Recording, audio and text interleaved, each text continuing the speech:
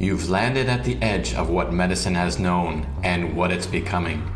I'm Dr. Richard Rocker, and this is the Integrative Continuum, a podcast bridging biology, energy, and human potential. In each episode, we explore how quantum biology, frequency medicine, and ancient healing systems are transforming our understanding of health.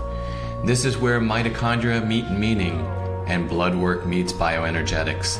Subscribe now and join me on the frontier of integrative healing, where science and soul are no longer separate.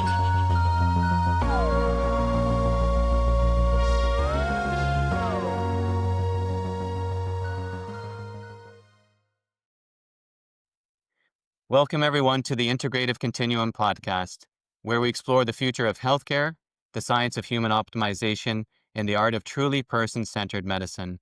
I'm Dr. Richard Rocker, and today's episode is one I've been looking forward to. We're at a pivotal moment in healthcare. Chronic conditions are rising, patients are more overwhelmed than ever, and clinicians everywhere are quietly saying the same thing. The old model is no longer enough. What we need now is a new conversation, one that bridges conventional wisdom with integrative, systems-based, root cause thinking. And that is why I'm honored to introduce today's guest, Dr. Rob Douglas. Rob is a GMC-registered medical doctor with over 20 years of experience across hospital medicine, general practice, and now functional and integrative medicine. He trained at Bristol University, worked across the UK and New Zealand, and built a clinical career grounded in compassion, curiosity, and a genuine commitment to understanding why the body falls out of balance. His journey led him into areas many clinicians are now awakening to: the gut-immune-brain connection, the role of nutrition and toxins, the impact of hormones and the automatic nervous system, the interplay between our genetics and our lived environment.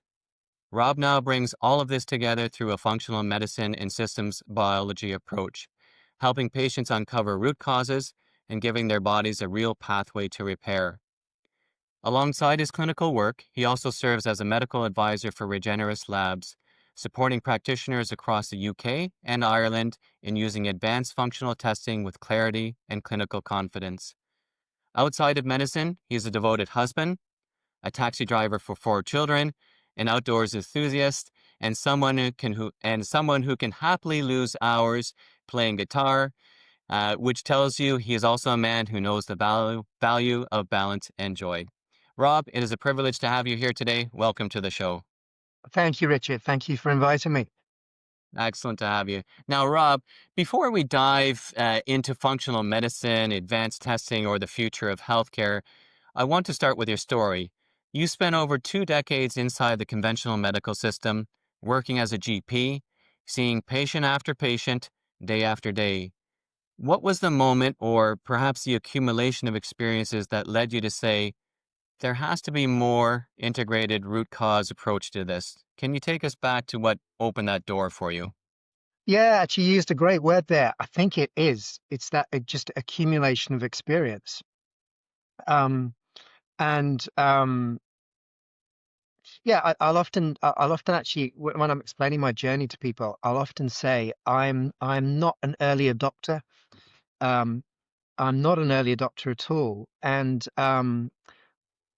but I'm and I said in many ways, and often in general practice, it's quite nice when you get to I generally prefer swimming with the shoal. That, I'd say honestly, that's me. But if I think the direction that we're all swimming in isn't the right direction, then you know that that that causes that friction internally that makes you think I can't I don't like doing things differently, but I want to if I think it's important. Um there's the challenge for most doctors. An awful lot of what we're taught it makes a really big impact. Modern medicine has made a huge impact to health worldwide. Um, uh, but I think the more of it you do, particularly when you're looking at chronic illness, the more you begin to think, hang on, there's areas here where I just feel like it's still in a black box and I don't really know what's going on. And then you have patients coming to you saying, look, I'm still, my health is still impaired. I'm still really struggling, but the current model hasn't found an answer for me yet. And at its worst, and actually, Richard, this is where for me it's really painful, is I know there have been points in my career where I've been one of those doctors that hasn't had an answer and will have kind of said, well, look, I don't know what's going on. Look, sort of that, are you just stressed or depressed? As if that was an answer. Mm. I still remember, I mean, this was a good few years back, but I remember, patients coming saying, look, do you think it could be something to do with vitamins and nutrients? And I kind of say, well, look, I just don't know. And they'd say, look, do you think I take a supplement? And I've been one of those doctors that said, look, my understanding is that just gives you expensive vitamin-filled urine, and people saying, look, how much impact do you think it has with what I'm eating? And I'd have probably thought, it was, well, look, if you have too much fat and sugar, you'll get fat. And that's about as far as I got. So, I think the model that we have as a care, I think it has made huge differences, but it's limited. And the more of it you do, the more you realize there's areas here there has to be more that we can do. There have to be more answers that we can give. Um, and Yeah, so I think that's, yeah. And for me, it started with me thinking the autonomic nervous system is something that I've been taught a lot about. Mm. It has links to so many areas around the body. So for me, it was, surely there has to be something more explaining some of what's going on. And that's what kind of tipped the balance for me, kind of going, surely there must be more. And the autonomic nervous system is where I started because that was familiar. Right. Yeah, I would agree. When we look at healthcare today, I know in my practice, because I'm doing more functional, integrative, natural type medicine, that sometimes I'm the last to go guy, right? We've tried everybody else, so let's go try the quack down on the corner, right? And see, maybe he can help us out. And then I will get people that will say, well, nobody's ever asked me that before, Mm, or nobody's ever looked into that before. Why is my GP not doing that, and so forth? And then I always have to say, well, that's a good question, isn't it? So mm, obviously there is room for improvement.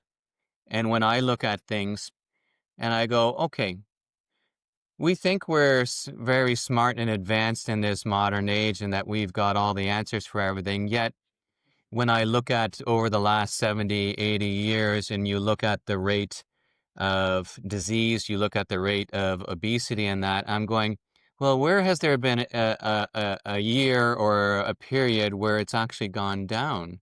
mm. And I don't see anything. It just constantly goes up, up, up, up. So then obviously what we're doing is not working. So there needs to be a change.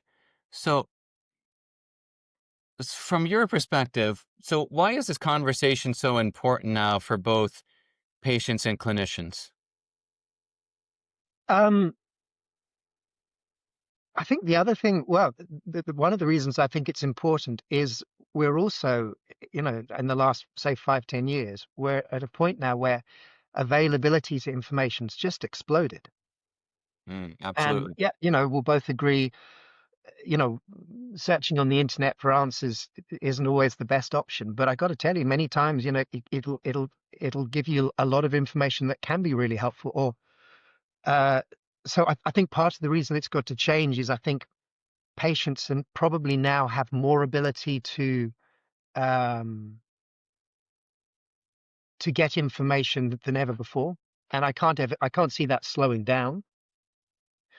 And I think as well is uh, what I like is I feel that there's a lot more triangulation with approaches to health, and I know for me, so I said I started very much thinking about the autonomic nervous system, Mhm. and then so that then takes you to okay, so for me initially it went a lot to okay, what can be done to reduce stress, and actually I have to factor in that was also me in the mix as well, you know, you know, you know, being involved in general practice, having to run a business with that,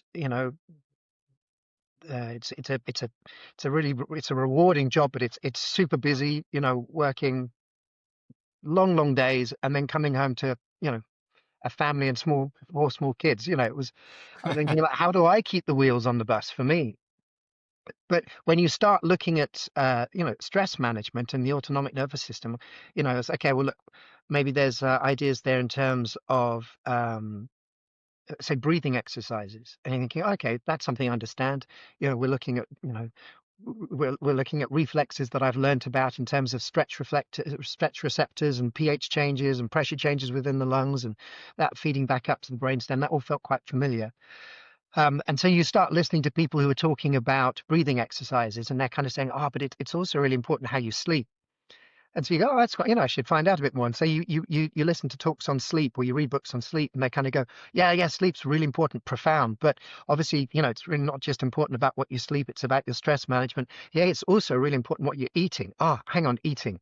So you start reading stuff about what are you eating? And the guy is saying, this is really overlooked. What you eat, food is data. It's information. It's not just calories. It's so important. But alongside, what you're eating, we also need to be, what are we doing to, de-stress and support our autonomic nervous system? And what are we doing to sleep? And what are we doing for exercise and movement? Exercise and movement. And then you read stuff on exercise and movement, and they're talking about that. And they're talking about, sleep and nutrition and stress management. And I loved how it felt there was a balance to it. Rather than somebody kind of going, the issue for health is this. It was a lot of people saying, hey, it is multifactorial. And unless we start thinking with a multifactorial model, we're just going to limit our approach. So I think people are hearing more about this. They were realizing that there are multiple factors. Gut microbiome, lots of people are talking about that. Or maybe it's just the people that live around me.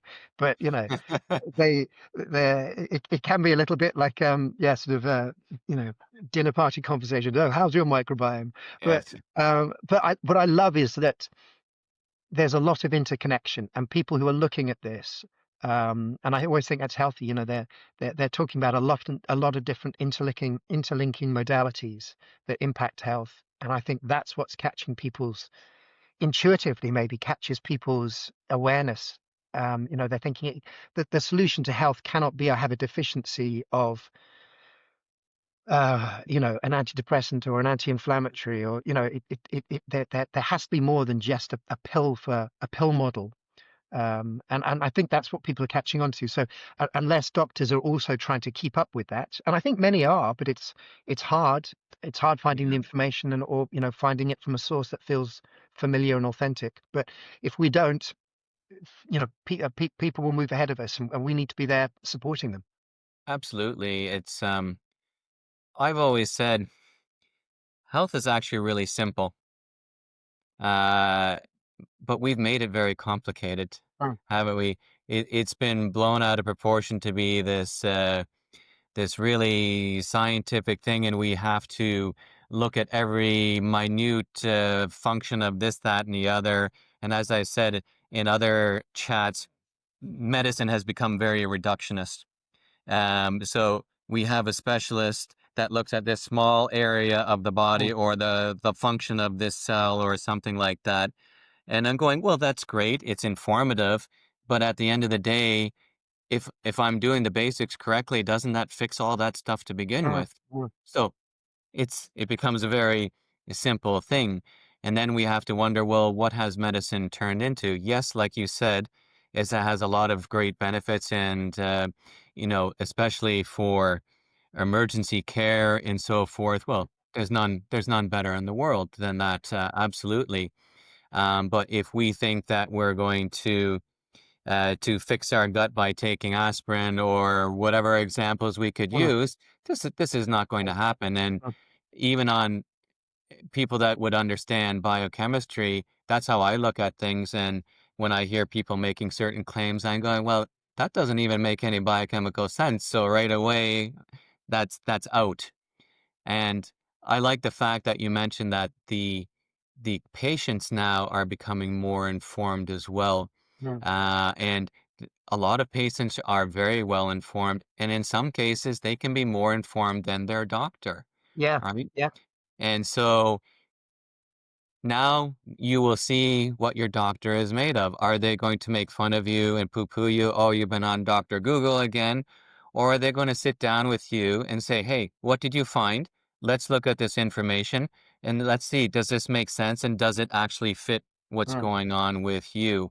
And this gets into our whole integrative approach, not only as doctors, physicians, and clinicians, but also integrating with our clients and patients. mm, Would you mm. agree with that? Yeah. Oh, very much. No, very much with that. I think and this is where I sometimes, I mean, oh gosh, my heart's desire, through what I do through the remainder of my career is what can I do to kind of interlink those two worlds? It's why I'm still doing some general practice. I want to keep for as long as I can, a foot in that camp. And in one sense, actually, because it's interesting, how some people talk about, I found my tribe. And I Yeah. think the thing is, I feel like I have a few tribes because, I mean, I've got to tell you from a conventional approach, when you've had years, working in the NHS, I've worked with some phenomenal people. I mean, phenomenal people and people who will give and give and give, way beyond, what they have capacity for, which is probably why we have such a high burnout rate in the NHS. People, and everything from hospital jobs where you've got people staying late and you're up at, 3 o'clock in the morning with somebody helping you whilst everything goes horribly wrong for somebody and, patient looking after, to, your colleagues that help, that stay late, to make sure that, you've safely got the work done for that day, or staying late because there's some patient who's having an emergency and the surgery's closing, and it's that stuff is really bonding, and it really makes you kind of feel that these are good people. These are good people. The biggest challenge is that for a lot, the information of it, the concepts that we're talking about, some of them are familiar, some of them just won't be. And having the time and the headspace to look into that, I got to tell it's really hard to find it. And I think it's interesting that for a lot of doctors who begin to look into, yes, with that more sort of integrative approach, very often they'll have had their own health journey, either themselves or quite close to them, something, that's made them think, hang on, this, I want more than this, in the situation. So, yeah, bless them. If you rock up to your standard GP, they can be a really lovely GP, but they may be kind of like, this isn't a model I understand. I don't know how to best help you. And so my desire is, how can we find bridges to link more of what we do to that conventional approach? And my hope with time is that, what we're discussing here is integrative. That just becomes the conventional approach because, I think there's lots of good medicine there. I think there's also lots that is still difficult to understand, and I think there can still be quite a lot of uncertainty. I don't know if you found this, but I still think there's uncertainty with the integrative approach. It's not like we've got all the answers, but I often tell people it's like I've got extra windows to look into this, that look in from, and that's giving me more information. So Yeah, yeah, I think yeah, I think you're right. I think it's sometimes medicine is a little bit like politics. You have to choose this side, the left or the right, or yeah, yeah, whatever like that. And but hey, how do we integrate and do what's best for the person, the patient, that we're dealing with? And because I'm specializing more in the functional and integrative medicine part, I've had medical doctors come up to me and they've asked me, hey, how do I get into this? Or can you train me, or things like that? And it's a different mindset. But like we said, there are benefits to allopathic medicine, but there are a lot of benefits to functional, integrative, and natural medicines as well. So why can't we put our heads together and take the best of all of it and yeah, make something that works? yeah, But then, like we said, politics, and I've always said I think there's more politics in medicine than there is in politics. And unfortunately, when it comes down to finances and stocks and so forth and so on, then we're actually taking the care that we should be giving the patient into a bottom line. Yeah, it can be. I mean, gosh, it's certainly complex. But I think one of the other things I think I very much felt and still feel as a doctor, as a GP, but there is, maybe it's changing, but there is definitely there's a massive sense of responsibility that I felt and I still feel about, um, if somebody comes and asks me my professional opinion, there's a lot that sits on that. I mean that's partly why our our professional insurance is so high, is that that we're held to high account with the things that we say. And I often felt this very much as a GP, was that everybody else could have a go at resolving a problem, but if it didn't, if whatever it was didn't work, I was the safety net that sat at the end of it all, where people will come back saying, well, doctor, they've all tried all of this, I'm still no better. And I think for me, that I think that there is a lot of clinical responsibility that a lot of GPs will feel. And I think as well that can make people reluctant to, I'll often tell people, look, what I'm discussing next, it's a bit off-piste, but I want to try and give you as many options as possible to help you. But, what I haven't got here is a big international medical consensus that has looked at what we're discussing here, with all the resources to thoroughly look at this and to be able to say, do you know what, we've had, this is the very best opinion that we can collaboratively form on this. And Mm. that's, again, I'm hoping that there will be, infectious diseases specialists and microbiologists and oncologists and endocrinologists who will start coming across this model and get curious and say, look, I want to throw my expertise into this area. I was thinking about biofilms the other day. Sorry, going off on a tangent, but when I first started coming across biofilms, I thought, this is massive. We have an antibiotic crisis that we're regularly told about. We're going to run out of antibiotics. But part of the reason why, if we're trying to treat infection, that we're struggling, it could be that we've got chronic infection protected somehow by all these by biofilms, and by simply just working more on that, we get better results.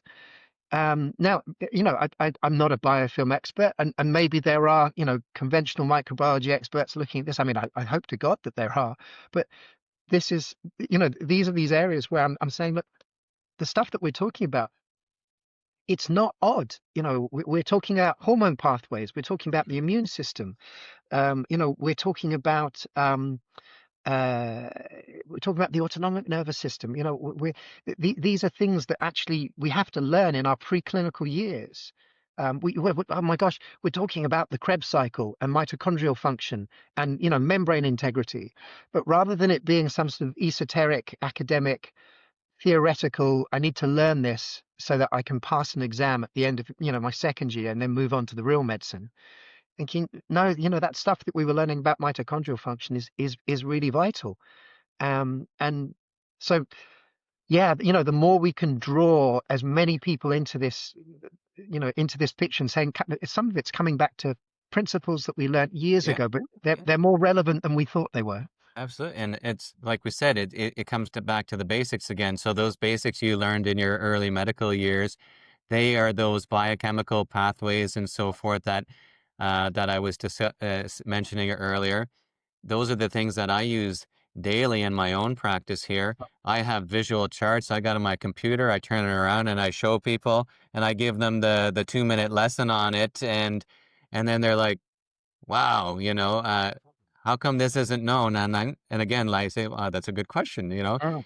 Maybe it was taught, but maybe it was forgotten because the emphasis was being put Yeah. on a pharmaceutical, when maybe it was just a lifestyle intervention that could have solved that, right? Right. Right. Um, so you mentioned earlier, when you started integrating, saying, I have something different for you, maybe some integrative or functional medicine approaches. Did you encounter any resistance when you started doing that? Um, Well, not really in the sense that the people that started coming to see me. So I started working with a company called Mosaic Medical, and so that was a group of again conventionally trained doctors who'd one of whom is a very old friend of mine. We've been chatting and we'd both been GPs. We're both GPs, and she was sort of saying that there's some really interesting stuff I found, and you sort of oh, that's interesting, and you sort of you get things sort of it's like dominoes. You look at one thing and then you go, oh, this is all this other information. But what it meant was that when I started to want to practice functional medicine, I could work with them.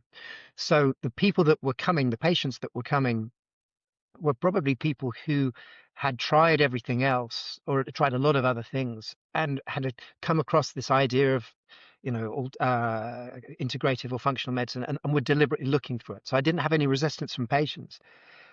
I think when I was chatting to my medical colleagues, like my other GP colleagues who I was working with, um, there was a point in some conversations where I think I need to explain this well so I don't sound like I'm a flat earther or something.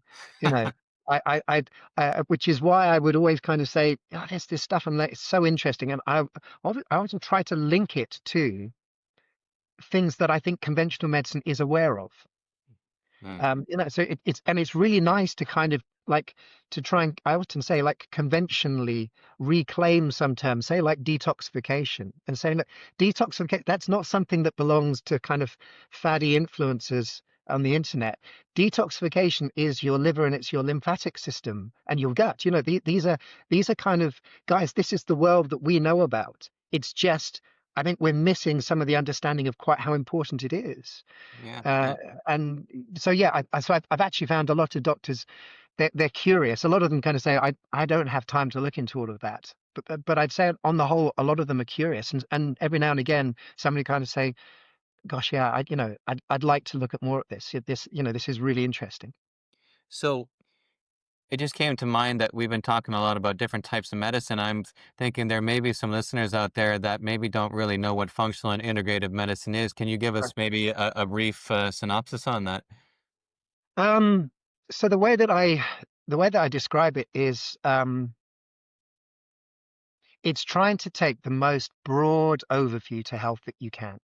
Mm, And one of the things I love with this model is that it would take everything from potentially somebody's like thinking about your genetic predispositions, looking at DNA, uh, you know, right through then, all the experiences that you've gone through in your life in terms of what you've eaten, what you've drunk, what your family situation was like, what things you've been exposed to, um, through right to that big thing of look, what is your that heart, that heart mind body connection, mind body spirit. So like that, what is your overall feeling and connection with yourself and your family, your friends. Do you have a feeling of point, and purpose to your life? Because gosh, you see that so much, particularly with mental health. It mental health is such a great example of a multifactorial problem. And, to the extent that you could have somebody coming who is sleeping really well, eating really well, they're exercising really well, and, they're doing lots to relax. But if there is something in them that is deeply unhappy about what is happening in life, that's going to impact their health. And so I loved that it was a model that would cover all of those things. I also loved the fact that it was a model that was looking to link. So rather than just saying, okay, Richard, we're going to talk about your shoulder and thinking about why your shoulder is sore, it would be a model that's saying, okay, Richard, your shoulder's sore, but hang on, you also got some gut issues and you've had some skin issues as well.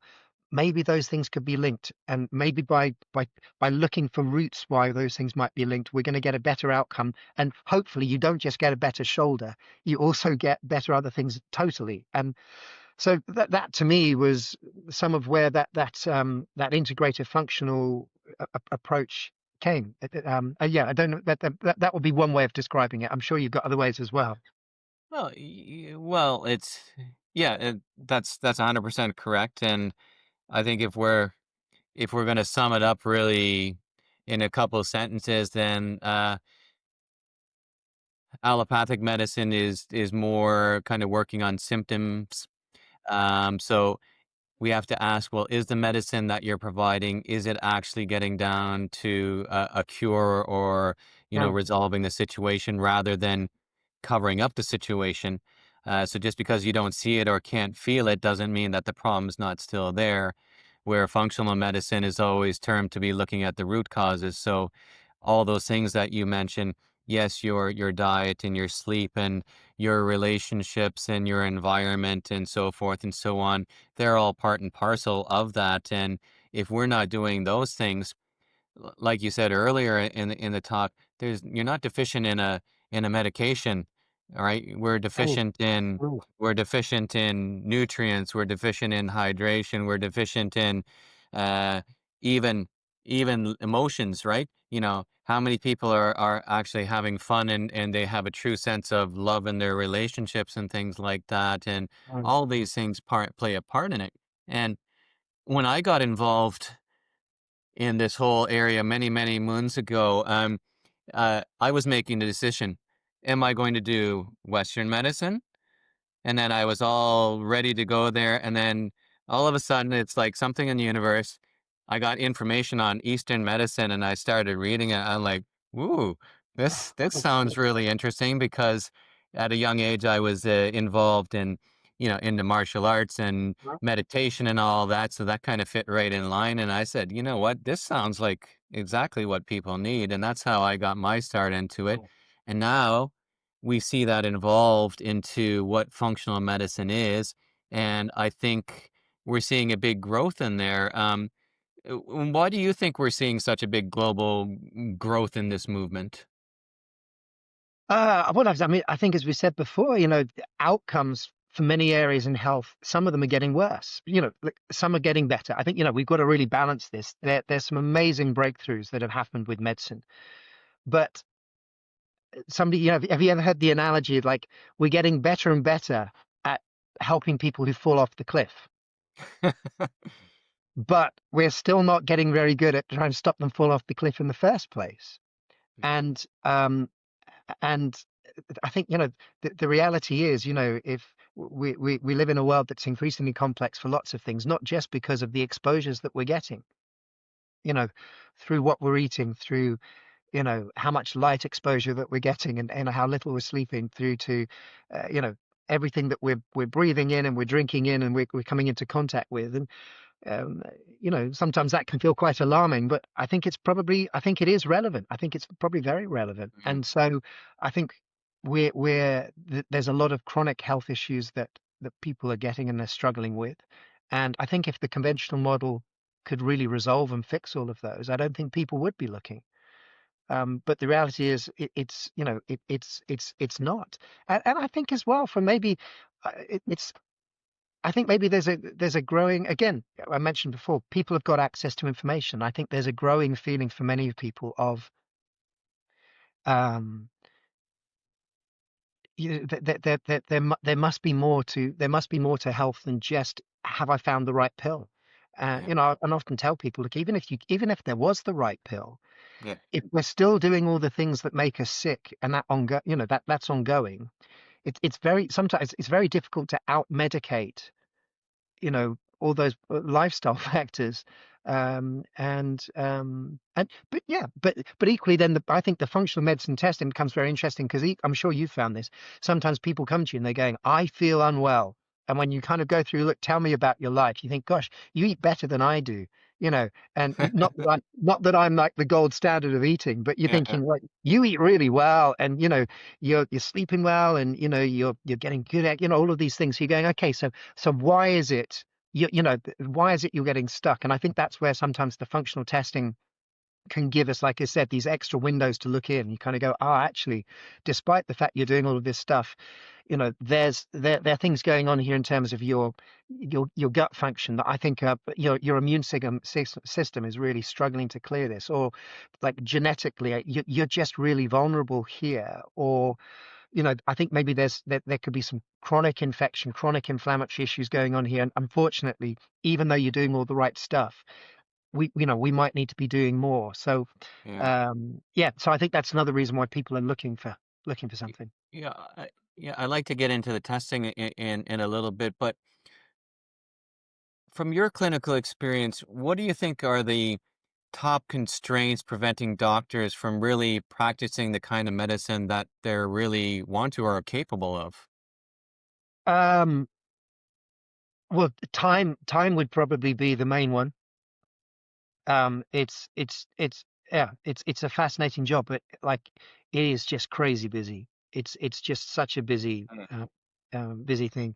It's quite, there's sometimes when a patient comes in going, "Oh, doctor, I'm feeling really stressed," and you're kind of going, "Oh, are you? Are you? I know what you mean. I know what you mean." So time is a big one, but I think as well, it's awareness and it's understanding. So often gets banded about. I don't know whether it's still the same, but the amount of nutrition that gets taught in a standard medical degree is really low.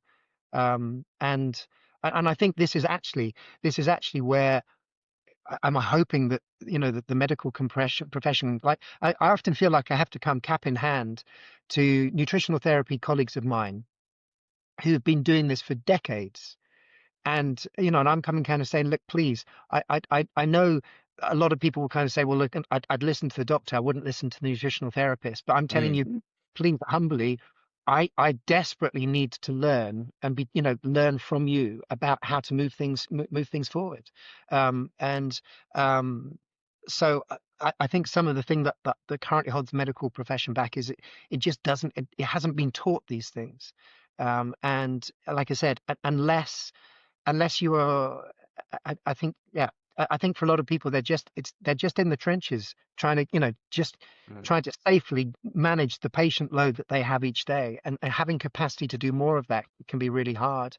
Um, so yeah, I think that's why, we keep kind of say, look, this is why these models can be relevant. And one of the things that I'm interested in, with what I'm doing at Regeneris, it's something I've started very recently, but I'm thinking, how can I find things that will be readily applicable to a standard doctor that can add to their set of tools to help people, but it feels familiar enough. mm. If I come in with organic acid testing, and they're not going to get that. But we can maybe come in on wider thyroid panels, or cardiovascular risk factor panels that have got additional factors in them, or maybe looking at PCR testing to try and find out if somebody really does have a urine infection that's not growing on microscopy and sensitivity. Yeah. So yeah, I think those are the hurdles. It's time, and it's understanding and familiarity. Okay. So you mentioned functional testing or functional medicine testing. So without going too deep, can you explain how functional testing gives us information that maybe routine blood tests can't? Yeah.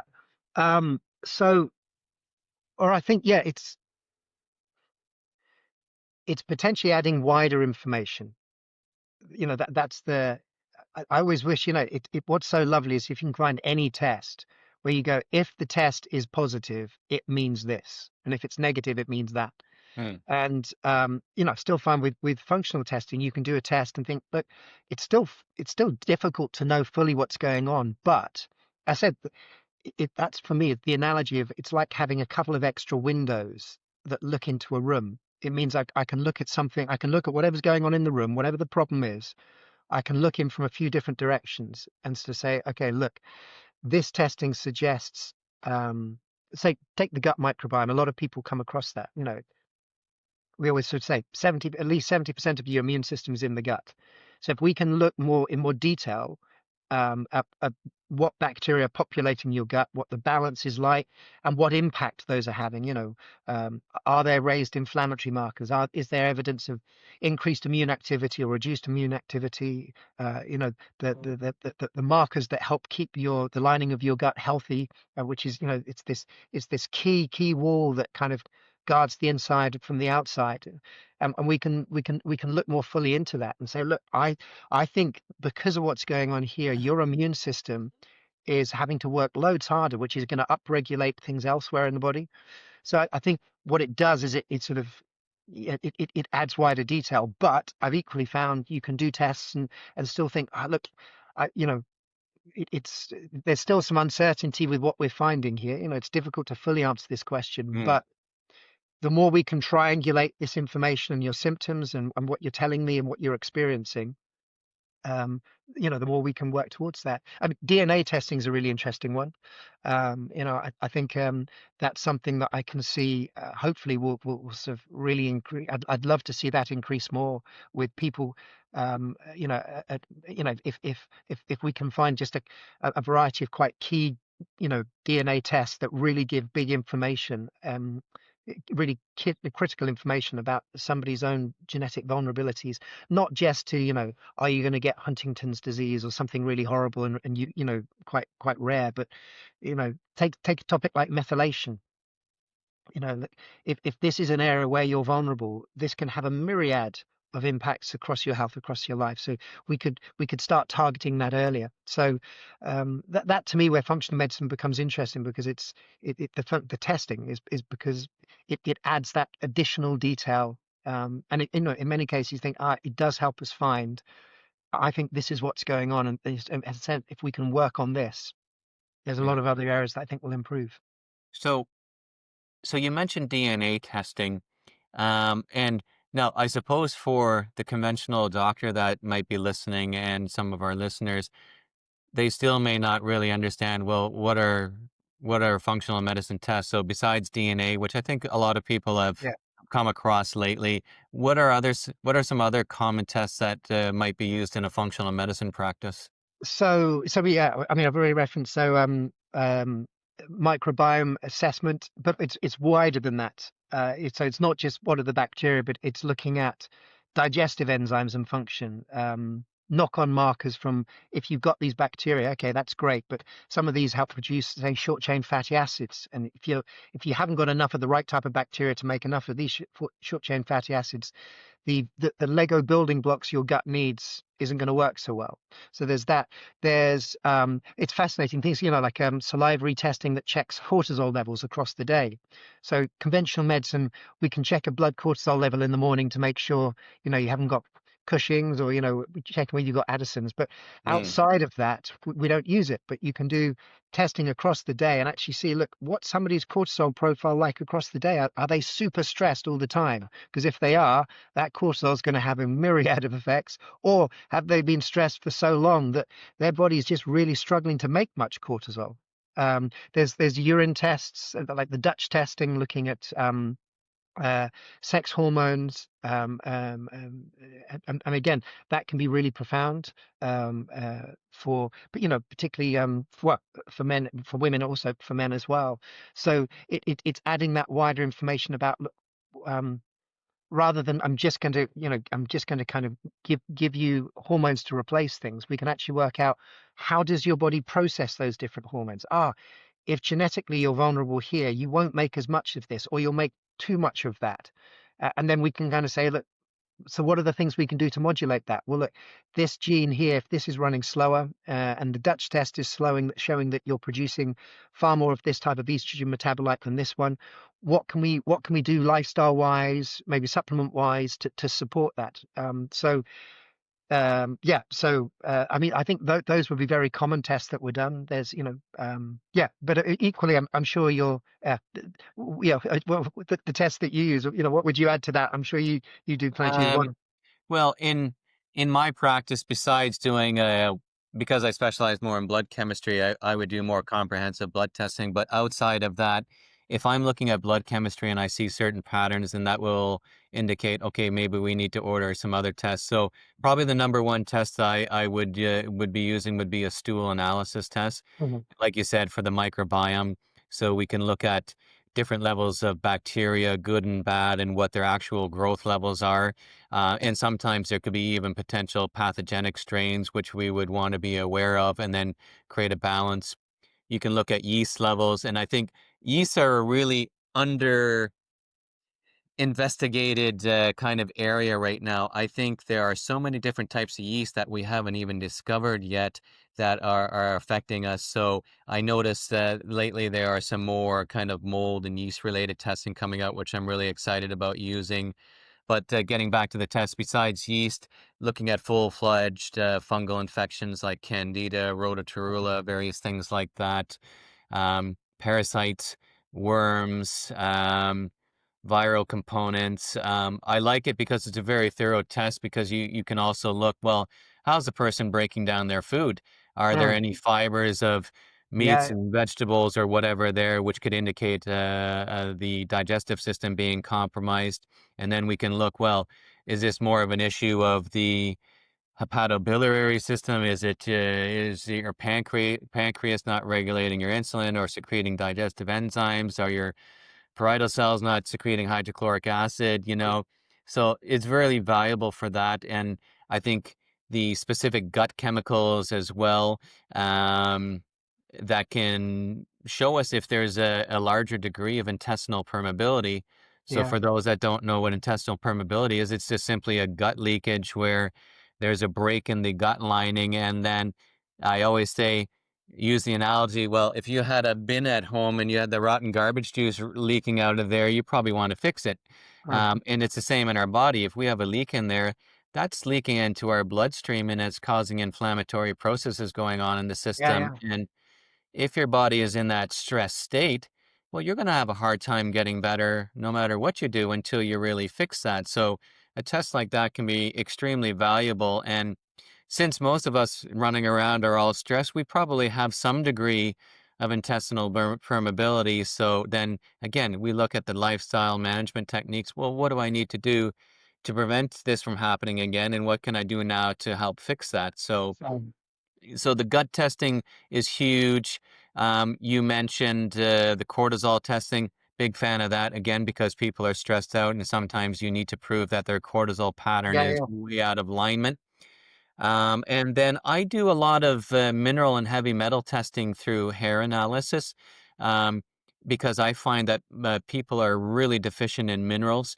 And because we are living in more and more of a toxic environment now, Mm, we have more chemicals, we have more heavy metal accumulations in our system, and that can really affect our systems. It can plug up our receptor sites in the cells. So if we're not absorbing our minerals properly, we don't have enough spark. They're like yeah, spark yeah. plug for our cells. And how many people are running around with no spark, right? Cool. So I find those tests extremely valuable. They would be probably my top three that I would Yeah, do. Yeah, yeah.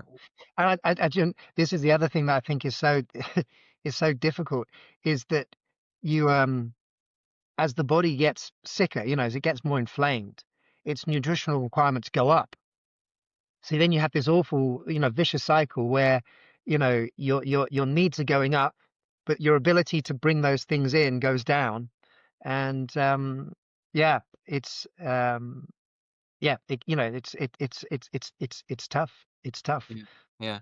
Yeah. I like what you just said there um, about the nutrients goes up and goes down. And when I think about it, even in my own journey, um, my God, I used to eat a lot of food, and then as I improve my diet and lifestyle more and more, I find I'm eating less than I ever did. And it's not just because I'm getting older. It's just I have better quality of food, which satiates my body properly, and I can do with less than I used Mm, to be the snack king of the world before, always snacking constantly between meals, before bed, and now don't do any of that because mm, I've learned how to balance my body right. Yeah. yeah. But I also think what's interesting for that is, I always think, people say knowledge is power. Well, I think it can be, but I think when you understand better, look, if I'm tired and stressed and I'm out shopping and I smell the donut shop. I mean, this is one of my it's really funny. One of my daughters said, "Oh, Dad, we're an almond family." And she's like, "Oh, it's just almonds." Now I have to like there is kind of chocolate and crisps in the house, but there's less than there was. But I think what I was trying to, I said to my daughter, look, do you think if I eat a donut or if I eat, like loads of chocolate or crisps, do you think I don't enjoy it? Like I grew up in the, 70s, 80s. My brain, I mean, our brains are designed so that fats and sugars kind of, they give us that ping. The trouble is that the fats and sugars that we get now, they come with so many other things that are just not good for the body. But I'll often tell them, look, I'm not trying to not eat these things because I don't like them. I'm trying to avoid them because I can now see they will just make my body sicker. And Richard, there's days when it's been a rubbish day, and and if I walk past the donut shop, I just think, oh, I'll blow this for Game of Soldiers. I just need a donut today. But the difference is that now, rather than me just thinking, oh, it's a bit naughty, it'll make me fat, are thinking, this is, if I eat this, if I choose to eat this now, this is going to add a whole load of pro-inflammatory information to my body. So if I'm tired and stressed or whatever, this paradoxically will not, it might give me a quick dopamine sugar push, but it's actually going to add to the total inflammatory load that my body is already struggling to manage. And so for me, this is why, trying to explain it to patients, the more you can understand of why, rather than it being this sort of moral thing of this food's good and this food's naughty, you're thinking this food will bring you life. This food or, this activity will not. And I think once people understand that more, it makes making those choices that for some of us are like they're hardwired in. I don't know, as a kid, like, as a kid, when you're upset, look, look, have some chocolate, or, or we buy, to celebrate, what do we, I mean, my gosh, take alcohol. I mean, that's a complicated one, isn't it? You Yes. know, these things that we've used. And I think, yeah, that's that thing about understanding actually the impact, the wider impact of this on my body. That can really help people make changes. Yeah, it's there again when you mentioned about the donut and the reasons and that, so you go, well, what are the physical reasons, what are the psychological reasons? And then when I think about my training, so Western medicine will tend to have more of what we call an upward causation model. So they will look at physical causes and issues that will affect you maybe upward, mental, emotional, psychological, spiritual, etc., where the training I did was called a downward causation model. And they're going, well, actually, it's the problems from up above that cause the problems below. So all those problems we have psychologically, mentally, emotionally, spiritually, whatever, manifest them physically in the body. And there again, it's a different way of looking at things. But I think when we really take that apart, many of us will agree. So when you're in that state where you want that donut, right? Uh, it's not a physical thing. That's a psychological thing. Yeah, And yeah, yeah, exactly. Yeah. you're trying to self-medicate, right? And then when you have it, and then you feel the next day when you're bloated and sore and you got diarrhea and you developed a Yeah. pimple on the middle of your nose, well, that's probably what it was from, right? Mhm. Yeah. Yeah. So yeah, that's very interesting. So, are there any in your experience, in your clinical experience, are there any case studies that you've seen, like some really massive shifts or some really kind of interesting story there that that people might want to know about? Um, I would say, uh, yeah, being very honest, I think when I came into this, what I wanted to see was, Mr. X, you've had all these problems. I've done a stool test. I found this bacteria. We're going to take the bacteria away, and all your problems will get better. Um, I, I've had some instances where we found something like that, and people go, actually, do you know what? We found kind of like one thing, and we impacted one thing, and that made a big difference. I would say my clinical experience so far, and this is where actually I would say, look, the people who will have years more clinical experience with functional integrative medicine than me, but my experience so far has shown me the people that get the best outcomes are the people that work on a lot of different factors. The people that, that make a big difference, that come in sort of saying that my current my current health limits me massively. The people that get the big changes are the people that kind of go away and say, look, I am really going to go and really work really hard on what I'm eating and when I'm eating it and how I'm eating it. And then they're also going to say, and when I've got that, when I've got that reasonably well, I'm then going to really work at how I'm structuring my day, like when I'm getting up in the morning, and then what I choose to do in the evening when I'm going to bed. And then the people who say, and I'm also really going to start looking now at, you know, how I'm thinking, what I'm doing to unwind, who I'm connecting with. And alongside that, we kind of go, look, what can we supplement? What can we boost? You know, what might we need to remove in terms of, but I think that the people who probably had the best outcomes are the people who have, really, really worked at so many of those things, because I think they are really, they're really significant. They're really powerful. And rather than, like I've got some special functional medicine pill that the conventional doctors don't have, if I give you my pill rather than their pill. So yeah, that's probably how I would answer that. But yeah, equally, I'd love to hear your thoughts on what you've seen with that. Yeah. Well, listen, I've got a lot of cases where we've had massive improvements because in my practice, I'm seeing people that are coming from an allopathic mode of medicine, and they're specifically looking for functional and integrative medicine. So that's why, like I said earlier, a lot of people go, well, nobody's ever explained that to me like that, or nobody's ever asked me that. And I think that's always a great starting point to look at. Like you said, a lot of physicians are extremely busy and they don't have a lot of time, so things tend to be rushed a little bit more. Where I will take more time with the patients. I will do proper histories. I want to know everything from day one when they were born to present day, and because and people go, I don't know what to say, and I just say, just keep talking and I'll write down what's relevant. And they will always say something, and I'm writing and I'm writing and going, that's relevant, that's relevant. And then we use that information to make lifestyle adjustments, or again, order proper functional medicine testing to help give us more information on how to deal Mm. with that effectively. It's not that the test is curing anything, it's just giving us the information on how do we approach the different modalities. Like you said, it's not just one, it's always a combination of things that we need. And I think a lot of people will automatically go to, oh, yeah, I need to eat better. I'm going, yes, that's part of it. Or I need to exercise. I'm going, yeah, it's not as important as eating. But Right. I said, right now, I actually want to know, how are you sleeping? Right. And they go, why? And I says, well, because that's when your body's doing all its fixing and recovering. Yeah. So if Yeah. you're not sleeping well, you're not recovering well. And I want to know, well, when are you eating your last meal? And if you're eating it half an hour before you go to bed, do you think your body is going to be that accurate in fixing and repairing itself, or is it too busy trying to deal with the food in your gut and dealing with your raised insulin level? Yeah.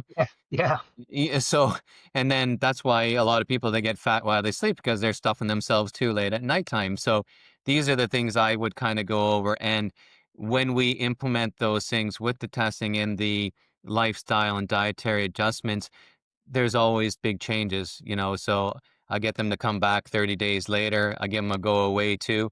And when they come back, I would expect that I'm not expecting that they're going to be better, but I'm going to be expecting that, hey, you know what? I've got a little bit more energy. You know Um, what? My cheeks aren't as inflamed. My cheeks are going in a little bit more. My pants are a little bit looser. And to me, this is a positive thing. So I know metabolically we've made a shift there, and then we just continue to fine tune from there. Really, yeah. yeah. Yeah. No, I think yeah, it's um and equally, every now and again, I've had patients thinking, my gosh, you've tried so much, and we're still struggling. Which is why I found this area so fascinating, because there's um and it can be equally really challenging, but I still feel like I have more tools to go looking. um um so yeah, but it's always great seeing the impact Mm. that all Yeah. these different overlapping modalities have. So, okay. So if we were looking at redesigning modern healthcare, how would you redesign it to, what would it Oh, look like? What would it look like that we could improve things, let's say, where we could be in the next 5 to 10 years? okay, all right. In my in my humble opinion, from having over the last few years of what I've learned.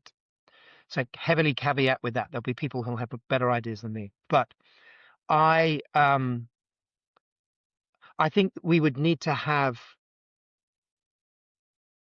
there would need to be some wholesale changes in terms of at a governmental level, at a national level, in terms of food quality. I think that would be massive. We, and to have places where we can't have food deserts, where there's places where people, and invariably, where I live in Bristol, there will be places where it'll be, inner city parts of town where there's less parks, there's less green spaces, there's more cars and buses moving around, and people are struggling for so many areas. They're working really hard trying to manage financially in housing that's not as good, that potentially might be damper, and they will struggle to be able to buy good quality food. And what we have is the food that's accessible and cheap, and that our kids have learned to eat and not reject, is highly processed. So I think something really needs to be done at making it harder for companies to sell food that is high in sugars and artificial fats and preservatives and things that we know make people worse. So that would probably be the number one.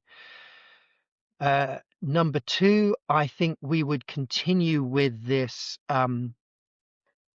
with public health awareness of alongside what I've talked about food, but all of these things that in terms of like your sleep quality, how much you move.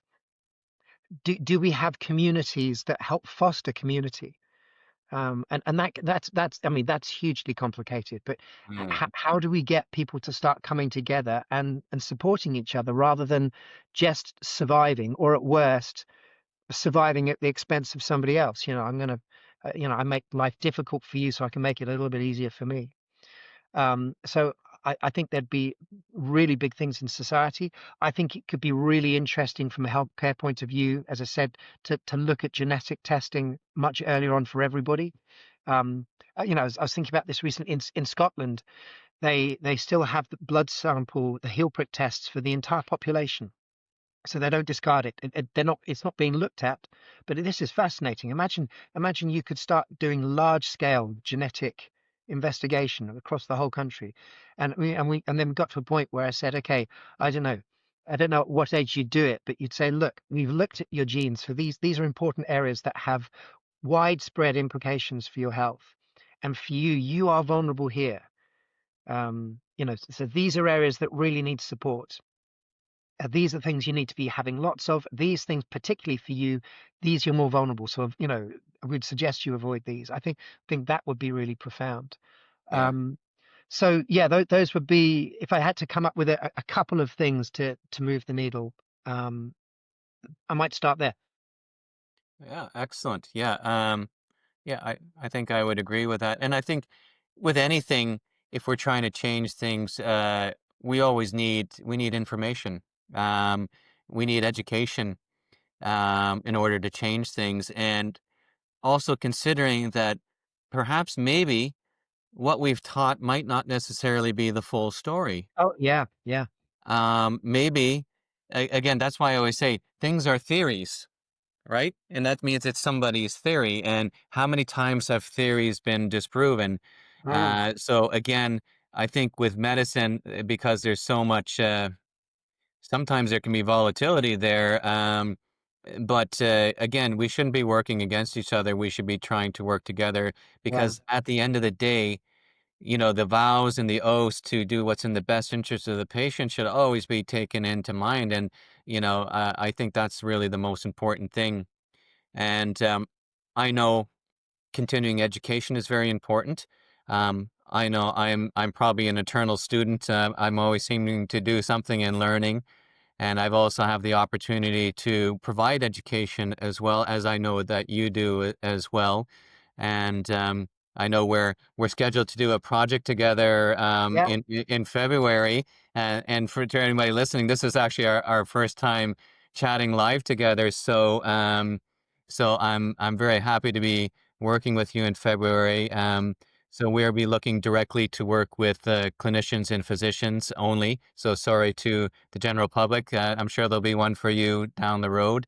But again, this is a way that we can share this information, and I think the feedback so far has been positive because for some of the people that are attending, they're looking for things like this. So I hope this will go well, and for the people that aren't clinicians out there, that there are still educational platforms out there that you can tune in into and learn to, and by all means, you can feel free to get in contact with myself or even Dr. Rob. I'm sure we can always point you in the right direction with that. And I know myself, I'm diligently working on digital programs to do these things. So Yeah. if all goes well, they should be available in January and February. But again, this is not a sales point for that. This is just to inform people that there is information available. So, okay. Um, for people, let's say for the clinicians that are listening, and they go, yeah, you know what, that sounds good. We want to be educated. And let's say we want to go to your event in February. What do you hope that doctors will walk away with spending, let's say, a day with us, or maybe tuning into a webinar or a seminar that might have this? What do you think they can walk away with? Uh, I mean, my hope would be something that feels uh, inspiring, but something that also feels that it's going to link to what you've partly experienced already. I think that's what I found when I looked at functional medicine was an awful lot of what I was. I mean, so I did a lot of training with the Institute of Functional Medicine in the States. But what I found there was that a lot of what was being discussed was familiar. A lot of it was new, Mm. but an awful lot of it, I went, a lot of this is scientific information that I'm partly aware of. I don't know it well. Um, or it's things where I think, look, I know this is relevant. Again, I come to the idea of mitochondrial function, thinking, why is it that we don't have more of this is the battery pack for all cells. So if we can improve the battery pack in those cells are going to work better, or at least it, the scientific, the theory behind that would be, look, why wouldn't we get a better outcome with this, or at least, why would it not be important to look at? And so my hope is that when people come, it's not hearing a lot of weird stuff that sounds really unfamiliar. I think there were bits that do sound familiar, and I think particularly if you've practiced, medicine for a while, you'll already have a feeling of I'm sure there's bits here that that will be missing, and what I'm hoping is we'll start people on the same journey that I went on and you went on, where you kind of go that there's more, and it doesn't have to be like you're swapping teams, you or Mm. swapping nationalities, so Yeah, it can be I want to bring I want to bring this into what I'm doing, and it's fascinating and it's challenging and it's frustrating, but when you care about making people well, it's to me, I found it. I just thought, I've just, I tell people it's like the Matrix. It's like the blue pill and the red pill. I went, oh my gosh, I can't remember which it was. Was it the red pill that I can't remember? Anyway, but you know what I mean.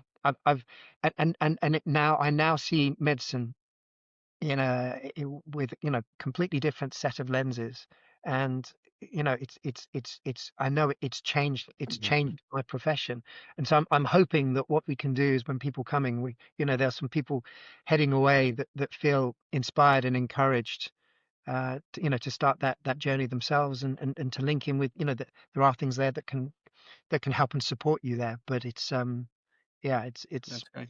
So then, really, for the clinician that might be listening who feels burned out, disillusioned, or maybe limited by the system, but still has the heart to help mm, people, then it's really a good path to look at, right? Because right. it's giving you alternatives. Again, it's not in place of, it's just altering the system, to work what's best. Yeah. Okay. So one last question. So what's one message of hope you want listeners to walk away with?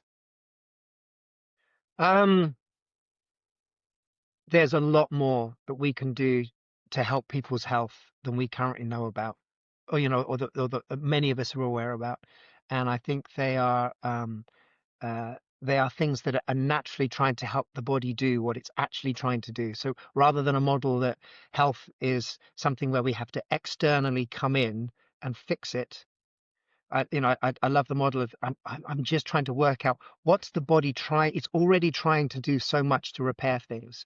How can I support that process more? And yes, sometimes we need big external things for that, but it's there's an awful lot that the body is just naturally trying to do.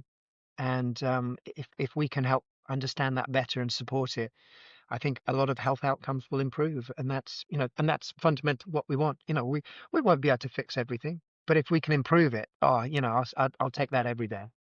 Absolutely. I concur with you 100%. So that's fantastic. Listen, Rob, I really appreciate your time today. It's been great having a good conversation with you, and I look forward to when we can do another chat Yeah. live in Well, February. So I'm happy we it'll had be. this opportunity to get to know each other. So that I'm very excited. It'll be my first visit to Ireland, which is clearly something my life has been missing. So I'm looking forward to that. well, I don't know if February is the best time to come, but we'll make the most of it, won't we? No, I'm sure it's all good. I'm all Yeah, good. so great. So anyways, thank you, Rob, again for your time. We really appreciate it. And I hope all the listeners that you got some value out of this. So again, for any clinicians that would like to know a little bit more, feel free to look at the show notes and contact information if you're interested in taking part. For anybody else that's looking more information, if you're looking for a physician, a clinician to help you with this kind of approach, again, I'd be more than happy to help you, and I'm sure Dr. Rob would be as well. So I'll put all of Dr. Rob's contact info in the show notes. Mine will be in there as usual. And I'd like to thank you, everybody. Have a great rest of the day, and we will see you on the next episode of the Integrative Continuum. Take care. Thank you for joining me on the Integrative Continuum. I hope today's conversation gave you new insights and practical tools for your own health journey. If you enjoyed this episode, please subscribe, share it with someone who would benefit, and leave us a review. It helps us spread this message further. Until next time, I'm Dr. Richard Rocker. Stay curious, stay empowered, and keep moving forward on your path to integrative health.